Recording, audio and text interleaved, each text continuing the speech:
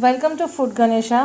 આજે આપણે તરબૂચનો જ્યુસ બનાવીશું. તો તરબૂચ જ્યારે પણ લો ત્યારે આ રીતે કપાવીને ટેસ્ટ કરીને જ લેવું, જેથી મીઠું અને સરસ તરબૂચ આવે.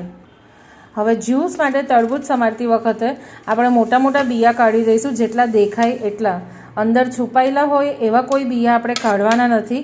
ખાલી જે દેખાય એટલા જ આપણે બિયા કાઢીશું અને પછી તેના આ રીતે કટકા કરી દઈશું. આ રીતે ઊભી ચીરી કરીને, આ રીતે આડી ચીરી કરીને બધા કટકા કરી દઈશું.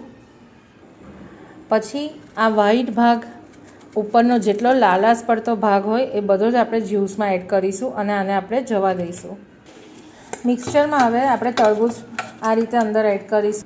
ગરમીની સિઝન છે એટલે થોડા ફુદીનાના પત્તા એડ કરીશું. 1 ચમચી સંચળ, બ્લેક સોલ્ટ.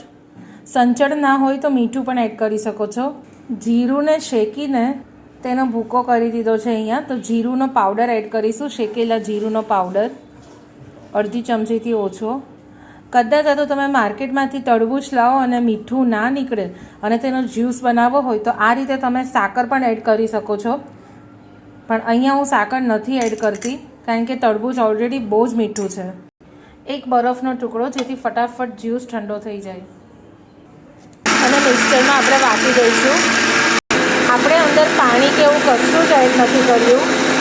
પછી આપણે આ રીતે ગળણીમાં ગળી દેવાનું છે.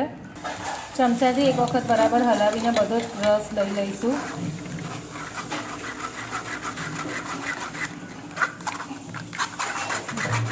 બિયા જે હશે એ કમ્પ્લીટલી થોડા ઘણા વટાયા વગરના ગળણીમાં જ રહી જશે આ રીતે. તો તરબૂચનો જે આ શરબત છે, જ્યુસ છે, એઝ અ વેલકમ ડ્રિંક તમે મહેમાનોને પીરસી શકો છો ઉનાળામાં. અને ખૂબ જ ટેસ્ટી લાગે છે અને હેલ્ધી તો છે જ. કેવો છે?